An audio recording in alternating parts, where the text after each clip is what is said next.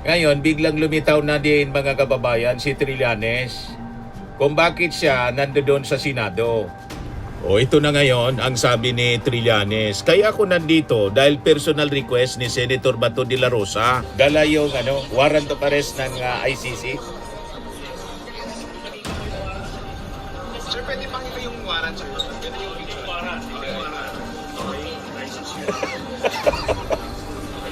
Matindi po mga... Naresto siya dito, hindi in session yon. Ngayon, nung ako, in session yon. Ano yun? Ano doon sa report yun, widely reported yun. Asa ba yan? Ano yung play na? I-play natin. Inquirer, Bato warrant from ICC. The arrest warrant issued by the ICC against Senator. Nagbabagang mga balita at pagtalakay sa mga isyu ng lipunan. Bulsa! Opinyon, banat at paglalantad sa katotohanan. Bulsa! What you see is what you get. You decide. Ito po mga kababayan si Dante Maravillas. O ngayon, sabi, si Trillanes at mga NBI ang humarang kay Bato. Ngayon, biglang lumitaw na din mga kababayan si Trillanes kung bakit siya nandoon sa Senado. O ito na ngayon ang sabi ni Trillanes. Kaya ako nandito dahil personal request ni Senator Bato de la Rosa na samahan ko yung mag-aresto sa kanya. Corner, mga kababayan, ICC yata to. Di ba sabi niya, make my day. Nandito ako ngayon. Make my day. Mr. Antonio Trillanes. Ito ang sagot ni dating Senador Antonio Trillanes kung bakit siya nasa Senado ngayong araw, May 11, habang hawak ang isang International Criminal Court warrant of arrest. Sa ngayon, present sa sesyon ng Senado si Bato de la Rosa. Hinalal din si Senador de la Rosa bilang chairperson ng Committee on Public Order. So yun mga kababayan, kaya pala nandun si Trillanes. Kasama yung NBI, dala yung warrant of arrest ng ICC. Sir, pwede pang iba yung warrant, sir? Pwede yung warrant. Matindi po mga kaganapan ngayon.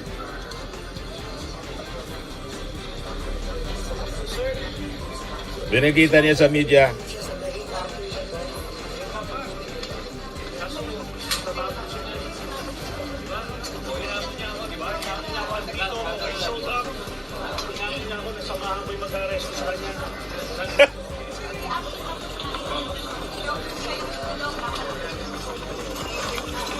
Sabi niya, samahan ko yung arresting officer.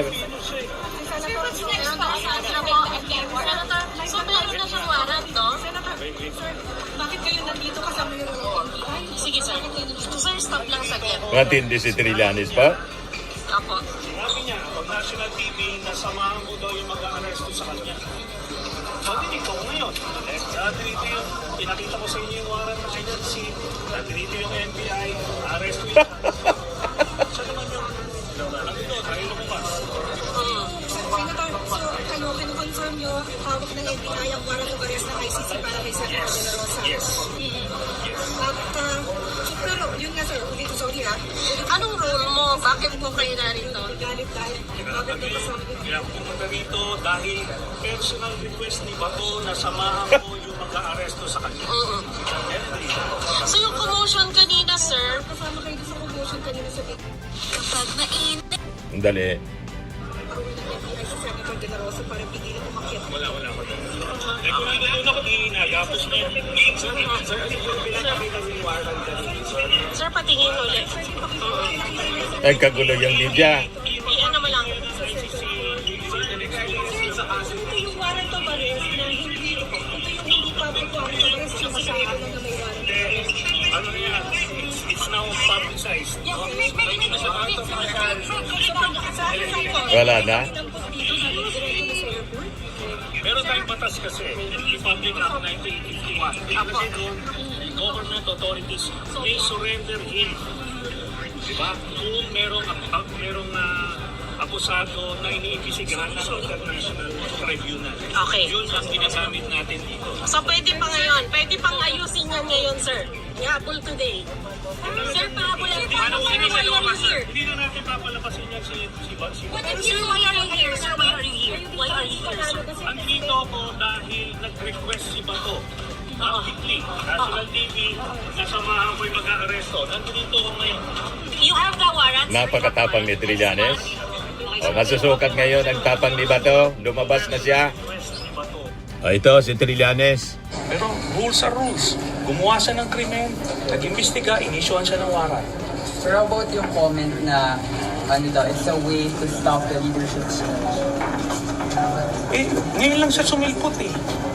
Incidental yun. At saka ito na, nagkaroon na ng leadership change. Adi, pwede bang sumama ka na? Tapos na eh. Nagawa niya na yung kanyang, yung papel. So mali pala yung ini-insist ng mga senador, sir, na bawal mag-aresto dito. Hindi. Habang may record. Walang ano yan. Walang Wala basis historically. Si Senator Laila de Lima, sumama siya. Inaresto siya dito. Hindi in session yon. Ngayon, nung ako, in session yon. Ano yun? Ano doon sa, ni-report yun, widely reported yun. Asa ba yan? I-play na. I-play na.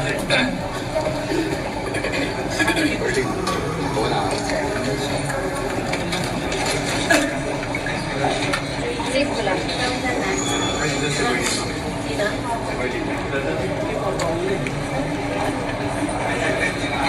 Oh, ito. Ano? Saan yan? Ito ba hinuli ako? Oo. Hinuli nila ako. 2018 yan. Oh. So, sa loob ng Senado yan, while in session yan. Okay? So, pwedeng ulihin siya daw. Inuli. 2018. Warrant, ngayon lang yung Panahon ni Digo. Dati na itong warrant na issue, pero ngayon lang trinasmit publicly. Ha? November 20. November pa. Okay. Senator, ulit lang kanila sinaside na wala pang senador na inesto dito sa Senate. Kaya nga, kung sino man nagsalita nun, eh sinungaling. Kasi ito, Siya Ano mismo po yung pinakikita inaresto. niyo, Senator? pinapakita ko yung video na kung saan sinaserve sa akin yung warrant of arrest. Binabasahan ako ng Miranda rights. Andyan yun, within Senate premises, while in session. Kaya ano yung sinasabi nila, di ba? Ngayon, yung reputation ng Senate as an institution is at stake. Paano po pagka hindi binigay ng Senado si Senator De La Rosa? Eh, kailangan manawagan yung mga kababayan natin for the Senate to do the right thing. Again, lawmaking institution ang Senado, hindi siya law-breaking institution. Nagkakadel sila ng kriminal. Ito, crimes against humanity ang kaso nito ha. Libo-libong pinapatay nito and lahat tayo saksin buhay dyan. Okay? Ba't hindi mga kababayan? Sinabangan ni Trillanes, si Bato de la Rosa. Ayan na, tuloy natin. Lumabas ito yun ng November 6, 2025. Papagita niya yung ICC Pero warrant. officially transmitted ito kanina nung lumabas siya. Anong lumabas siya na? Nandito na siya sa Senado. So ngayong hapon? Yeah. So, ganun yun. That's how it is So done. may officially transmitted sa saan po? Sa PCPC, Philippine Center for Transnational Crime. And then Siya coordinated, yung Interpol representative dito sa Pilipinas. and then coordinated with NBI. Yes. So, ngayon, yun ito. Valid itong warrant na to. It's the same procedure na ginawa sa pag-aresto kay Digong. So, ano ba kung pinag-uusapan natin dito? Ngayon lang siya inilabas, sir, kasi ngayon lang lumabas si Senator. Yes, kasi yung time na yon, di ba, sa sobrang takot ng mama, nagtago siya eh, di ba? Ngayon, nagmamatapang siya kasi may nilabas na walang public warrant daw, sabi ng ICC. Walang public warrant, pero may sealed warrant. Yeah. Nandito siya ngayon, ipasok siya sa bitag. So, ganito ba yung pagkakalinig po? Ituloy natin. Ngayon, pwede makasuhan din. Obstruction of justice. Sir, madalas